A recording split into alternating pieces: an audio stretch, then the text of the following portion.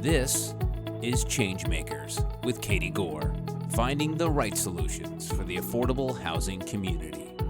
Today's changemaker is Neil Brickfield, the Executive Director of the Pinellas County Housing Authority, which serves more than 8,500 residents each day through affordable housing programs and programs that are really empowering people.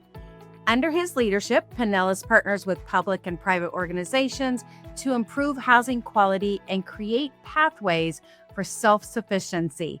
Neil, welcome to the ChangeMakers podcast.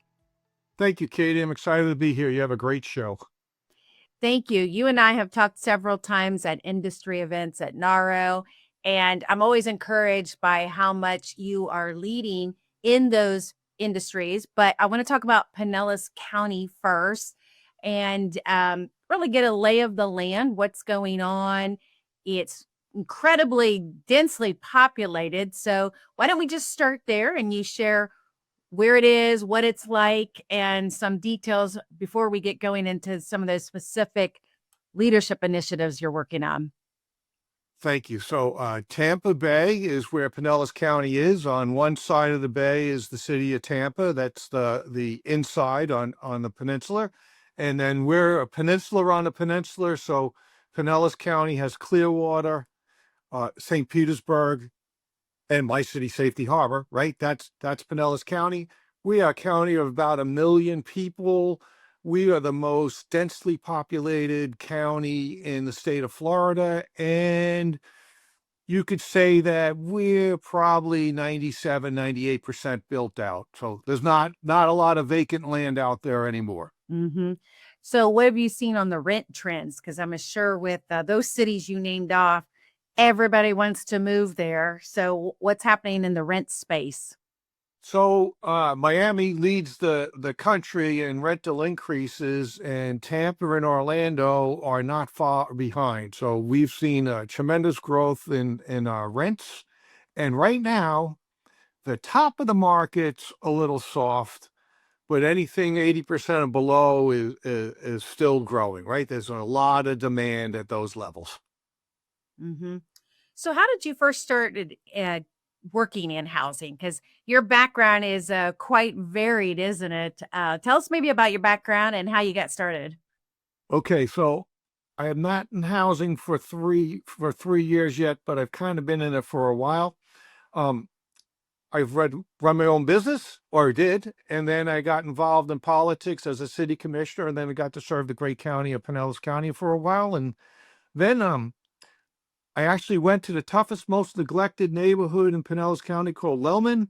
It's not a city, it's just a neighborhood, and I spent 10 years helping kids with the Police Athletic League, and I got a call one day from a friend of mine, and Joe said, "Why don't you put in to run the housing authority?" And I thought, I don't know anything about housing. And he said, "Well, you know a lot about helping people, so why don't you follow your passion and apply?" And the Lord was good to me. I ended up in Pinellas County Housing Authority, leading housing initiatives in Pinellas County, state of Florida. One of the most exciting times we've had. Excellent. What was it like working for the athletic club? That's such a unique niche there. So it was the Police Athletic League, and they called me coach, right? So we use athletics to bring the kids in after school and make sure the homework was done, that they were fed, and that they had some recreation. So if you think Boys and Girls Club, YMCA, all these great organizations that do the after school programs, PAL, Police Athletic League, we make our name nationally because we go into neighborhoods where other organizations don't. So we were dealing with some pretty great kids living some pretty tough lives, and we did our best to bring them along. And success for us was when they graduated, they punched the ticket, right? So every year we graduate. If we could keep kids involved until they were seniors in high school, we could get them to punch that ticket, and we could launch them in life and with a big advantage. So how does that work now parallel into what you're doing? Because now you're able to help change those neighborhoods, so to speak. What's that been like? It's interesting. that was a tough neighborhood. That's not the only tough neighborhood. It's a lot of fun when you go in and you create, or you're creating a much better place to live. You know, Katie, there's a lot of things I had to learn working for the Police Athletic League. For instance, I'm a middle class guy, right? When I sent my kids off to first grade, they knew their name, they knew their address, they knew their phone number, right? Most people do, right? I had a tough time working with the middle schoolers because they would point or tell me what color house they lived in the neighborhood. It took me a while to understand that they moved so frequently that they considered memorizing your address a waste of time because it was only going to change in 3 or 4 months, right? And the other big thing I learned was, probably like you, right? You taught your kids what to do in a fire or a tornado or any of the emergencies that could come up, right? You had a safe place to meet if there was a problem. I never once talked to my children about what to do if we were evicted. And we're like every family, we've had good times and bad times, right? But it never occurred to me that that was a conversation to have. And one day I'm sitting there and a couple of kids from middle and high school are explaining to me exactly what you do when you're evicted, because they've been evicted so many times in their life. It was routine. There was nothing unusual about being evicted. And if there's anything that they value, they left it at PAL, because PAL was a safe place. They wouldn't bring it to their house. So it was a big eye opener for me working with those kids.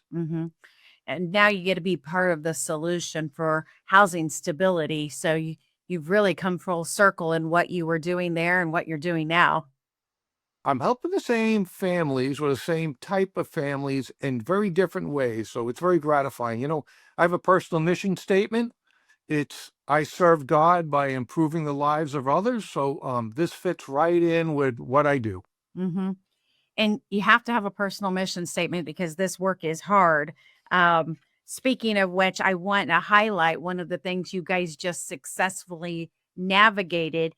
As I was preparing for this, I was reading about the flats on 4th. Will you tell us more about what you guys have been able to do and what your goals are there? So Flats on 4th is one of our senior housing buildings. I believe it'll have 78 units when it's done. We're working inside the city of St. Petersburg. It's been very supportive. In fact, they asked us to put in an application for state funding for that area, and we were successful. It's for the insiders, it's a sale loan and 4% bond deal. We're fortunate. We have some good partners. One of our partners, aside from Pinellas County and St. Pete Housing Authority, St. Pete, I'm sorry, is Evera Healthcare. Evera is a federally qualified health clinic, so we have a number of projects going right now. Evera and us have made a commitment that we're going to have a wellness center in every one of our facilities. So that doesn't mean 24/7. They're right next door to us in an older unit, Pinellas Heights, older as 10 years old. They're in there a couple of days a week. For the seniors, you get geriatric care, you get basic doctor care, and probably the most popular, the podiatrist comes in and cuts their toenails while they line up for that. You know, not a big deal unless you're a senior and you can't do it. Then it's a really big deal, right? Well, it's quality of life, isn't it? And it's something that I remember when I was pregnant. I was like, there are things, mobility just changes your life on when something happens. And for our seniors, I mean, there are mobility concerns to navigate related to their quality of life. Yeah. So we were out for, yes, I agree with you. We were out for a ribbon cut, a groundbreaking there, and we're in Florida. It was August. So from 7:30 to 7:35, we took a picture, right? We didn't do the whole ceremony. We'll wait till it's cooler to do a topping off party. But we were all reflecting that today it was dirt. But soon enough, there's going to be 80 people in our community who aren't going to have the burden or the worry of where am I going to live, right?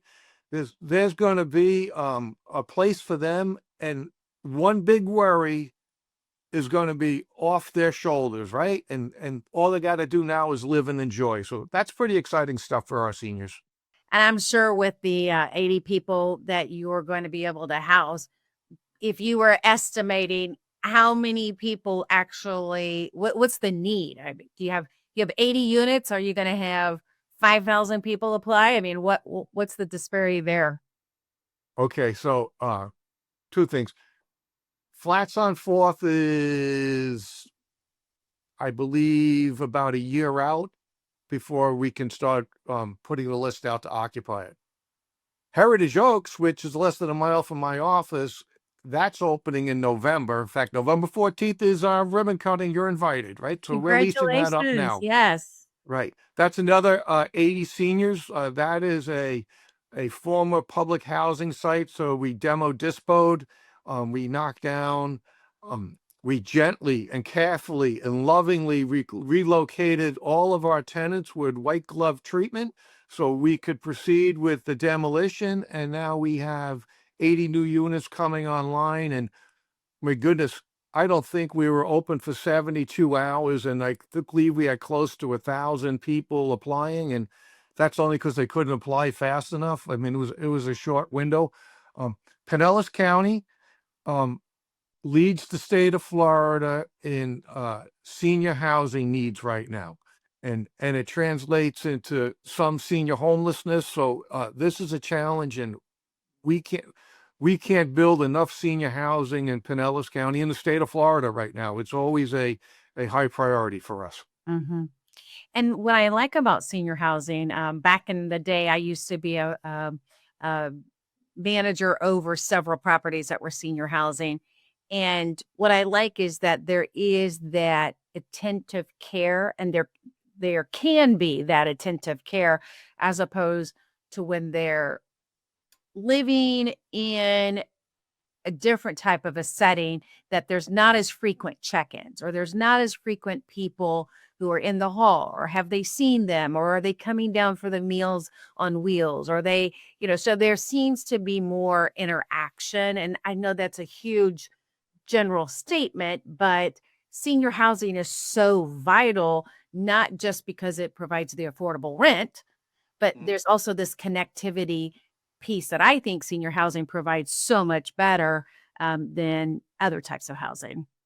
I will tell you that the level of tenant activity or engagement in one another is clearly higher in our senior units than it is in our, well, they're not working, right? So they're not leaving early and coming home late. They've seen each other all day long. It makes it fun. There was something else about the Flats on Fourth that I read related to the water recycling system. Oh, the gray water system. Yeah. Tell us more about that, because I found that to be very fascinating as well. Okay. So first, in the state of Florida, if you use gray water, so gray water is water goes through your sink or your shower or bathtub. And we're capturing that underground. We're putting it through a filtering system to clean it. And then it's returning to either water the landscaping, or more importantly, it's being reused in the toilets to do the flushing. So it's essentially setting up two drainage and water distribution systems within the facility. And if you go to that, and I don't know about everybody else's state, I can tell you that water is our biggest expense after payroll, right? Mm-hmm. When we look at the utilities, water tops the list. So we get a bonus in the number of units we can put on, we could build at that location, and we get a long-term savings on our water and water usage. So you win twice on it. I believe it pays for itself within 3 to 4 years. So it's not a investment that's a killer, and it's good for the environment. It's good for us. It keeps the price of the facility lower. It's a win-win-win right there. How did you guys come up with that idea? Is that a state mandate, or was that your developer's idea or staff? It's not a state mandate, but it is a state law that if you use gray water, you can get a density bonus. So okay. the developer came to us and said, this is what we want to do, and this is how we equate out. Mm-hmm. If you had all the tax credit and bond of unlimited wallet, how much would you build and what would it look like? Dream for a moment there. So, Katie, I have an awesome board. And when we set up to do our 5-year strategic plan, we talked about enlarging our footprint.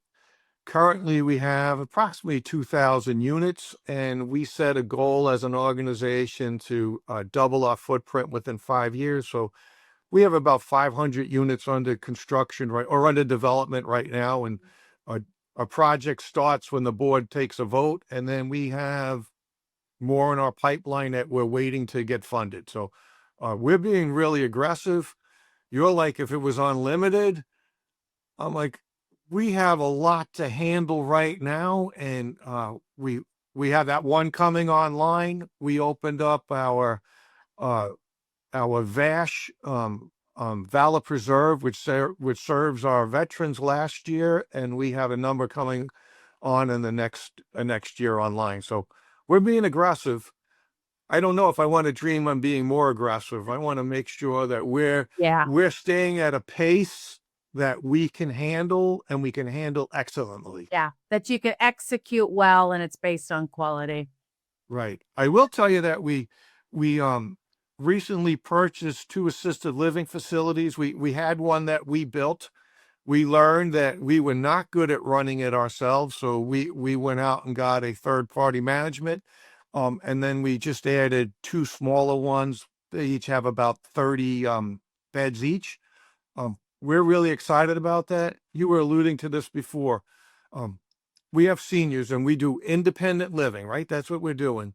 But you begin to see someone, that guy hasn't changed his clothes in a couple of days, or he's suddenly losing weight and looks like they're not eating, or they're becoming less social. All the signs that tell you something isn't going right. We have a mission statement: provide quality, affordable housing, improve the lives of residents. So we're talking about the second part now, right? We want to make sure that we have a place that we can provide for them or house them. I like to tell you that it's as easy as calling up their child or cousin and saying, Missy's having a problem. We need you to help. Frequently, there's nobody to call. Like these people are independent, and we can't stand by and just watch them deteriorate. We recently had a gentleman with dementia, and fortunately for him,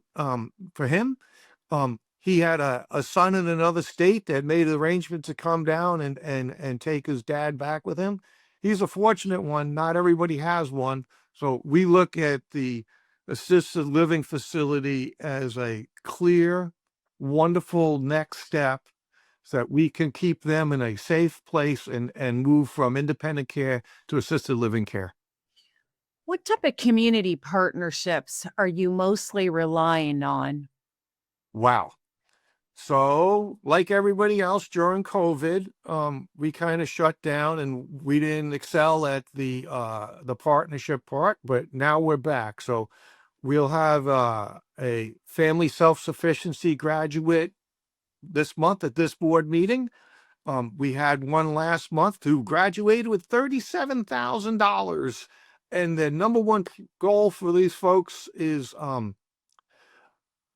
buying a home, and one of our big partnerships is with Habitat for Humanity. It seems that it's a very good fit for our FSS graduates to enter in there. That's it. The only one is a community services foundation in Clearwater that we have somebody buying a house with. So we have a number of those. I mentioned Evera Healthcare, our great partner on our wellness, and then service, seniors in service, saving our seniors. Boys and Girls Club. We have a 50-year relationship with Head Start.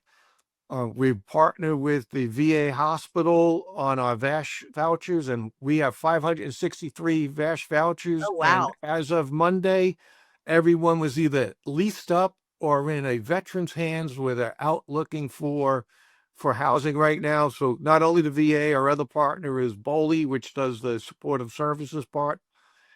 And I'm sorry, I'm not doing this justice. There's another 20. I'm just not got them off the top of my head. But we try to make partners because we go further with partners.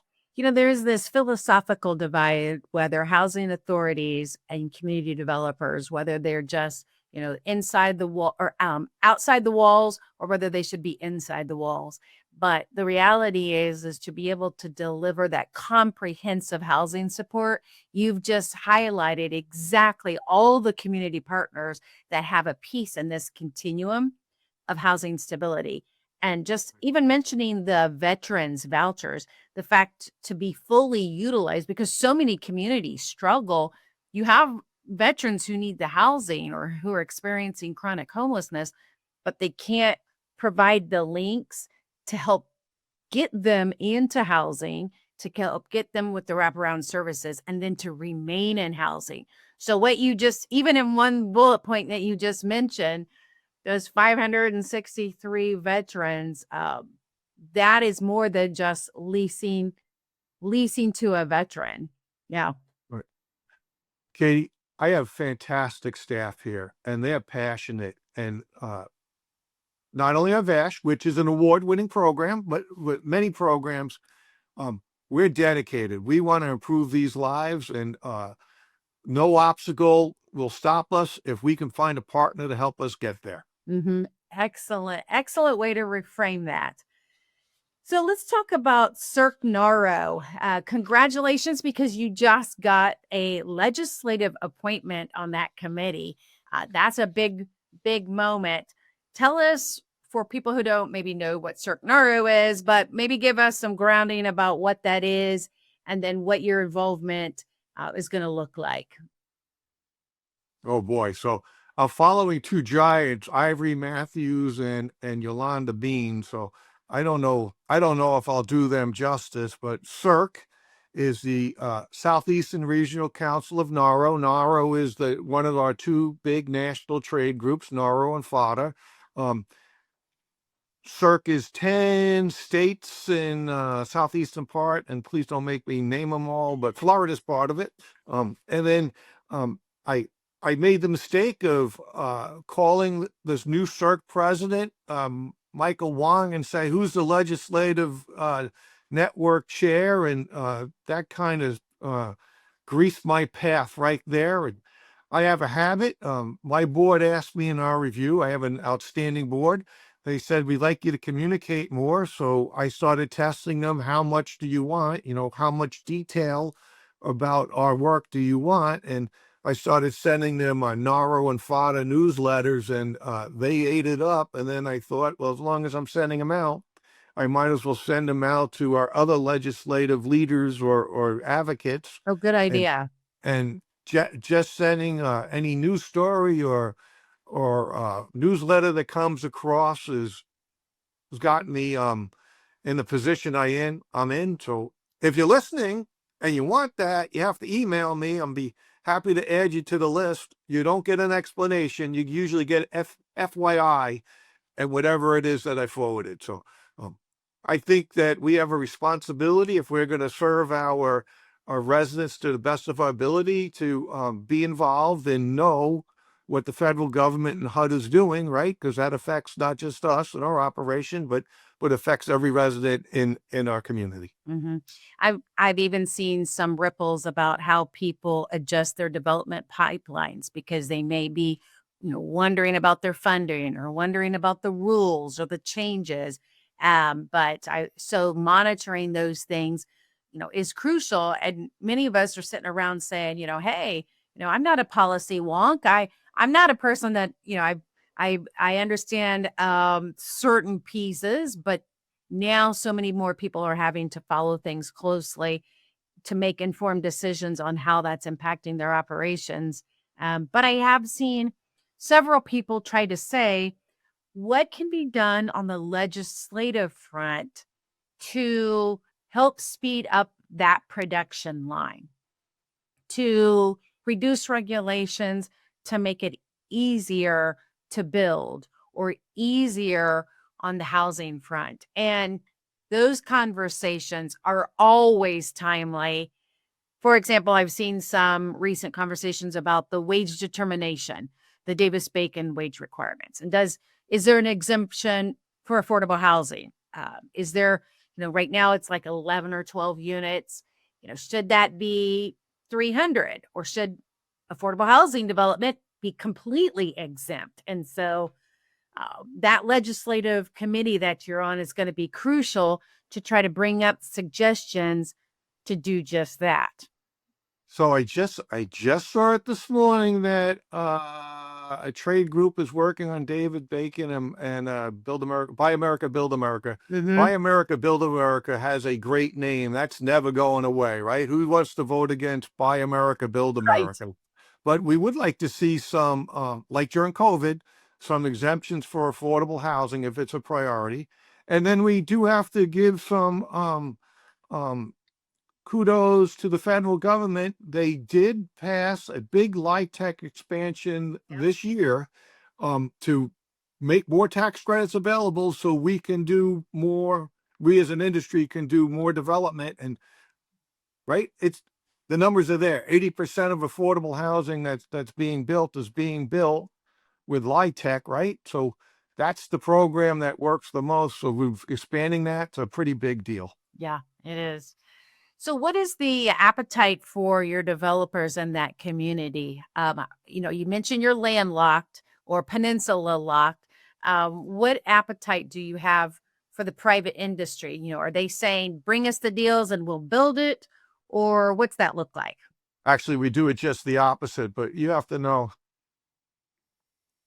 I get an opportunity here. Pinellas County and the city of St. Petersburg put some of their 1% infrastructure sales tax, they dedicated to affordable housing. Oh, wow. So they do per door, and there's a land trust. So we got a lot of tools in Pinellas County to address this. And all governments, there's 24 city here, just about every city here is unanimous that affordable housing is a priority. And on top of that, the state of Florida passed the Live Local Act. Live Local Act essentially took inclusionary zoning and monetized it. It's one of the most revolutionary affordable housing legislation passed in the United States. You put all three of those together and you really have some high octane things going on. So when I came here, we let every affordable housing developer in town know that we're open for business, right? We see that this point in time where affordable housing is such a critical need, right? And all these tools are here, right? The alarm bell's ringing. We need to go and answer the call, right? So we're trying to use every tool we can to work with as many quality developers as we can at this time to see what we can do to alleviate this problem, both long and short term. I like how you put that. You talked about the financing tools. You talked about how the communities are already actively engaged. And it really is an alarm bell moment for people to just mobilize here. What do you think is what are some of the obstacles you're seeing? I mean, we've talked about the logistics and what you're doing, but what obstacles do you see in the community or just with delivering these types of programs? First, I really have a conversation with any business owner where affordable housing and workplace housing doesn't come up, right? They're recruiting outside of our county. This is hospitals. This is the school board. This is just about every major employee, right? There are including us, some of our employees live in the next county and they're commuting, right? So there's a reason the alarm bell is there. As much as we congratulate the federal government for improving and expanding LIHTC in Florida, 1 out of every 10 applicants gets funded, right? So even with all these tools, we still can't address the need. So auxiliary housing units, ADUs, are a big topic of conversation this year in the legislature in Florida because right, we're landlocked, right? Being able to put a mother-in-law cabin or suite or garage conversion is the next frontier. Mm-hmm. We're seeing a lot of places, even in South Florida, California, and some in Arizona, that are looking at their zoning rules to do casitas and those, granny flats or whatever you want to call them. But they're saying, there's only so much space that we can maneuver. And so the original code didn't think about allowing conversions. And it's great to have these conversations because land is changing, prices are changing, especially, in a geography that's like yours, where there's only so many places you can build. Right. Or tear down and rebuild. Although we are looking at or we're involved with the Pinellas County School Board.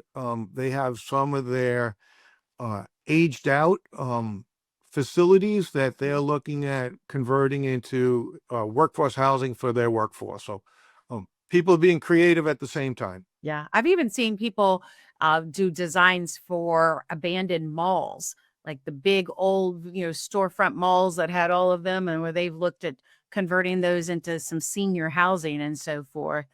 So people are really getting creative. Times of necessity. What's that old saying? The mother of necessity or something? It was necessity is the mother of invention. That's it. There we go. I knew we'd come up with it. That's what is being required of all of us who are in this industry to try to meet the need of what's going on. Well, Neil, it's been great talking with you. As we close out, is there anything else that you would like to bring to our podcast listeners? Yes, I'd like everybody to know that we're a mission and value-based organization. I told you I have a fantastic board and outstanding team members, but you should know that we're dedicated to this. Our mission is to provide quality, affordable housing and improve the lives of our residents. Our value statement is Pinellas County Housing Authority sets the standard for affordable housing in Pinellas. Our belief is that everybody deserves a quality place to live. And our core values are integrity, cultural learning, embracing innovation, and accountability. And we, as an organization, top to bottom, all embrace these and live our mission so we can improve other people's lives. Excellent. You guys are doing a great job. And I look forward to seeing you on the next year NAHRO Merit Award winners. Hopefully. We'll speak it into action, won't we? So, Katie, I really enjoyed being on here, and I have to tell you, I listen to ChangeMakers whenever it comes out. I've learned so much about it. You have such impressive people. You had Greta from Richmond. I replayed some of the things that she's doing with funding. You had that gentleman in St. Louis who owns movie theaters and other commercial venues. Yep. Very, very inspiring. I hope I get more than 2 listens on this one. You will. You will be surprised how many people are going to come up to you and tell you they heard you. So I appreciate the shout out. Well, Neil, it has been great talking with you. Again, I'm talking with Neil Brickfield, the Executive Director of the Pinellas County Housing Authority in Florida. Thank you. Thanks, Katie. Thanks for listening to ChangeMakers with Katie Goar. To find out more about Katie, go to quadel.com. That's QUADEL.com. This has been a production of Forbes Books Radio.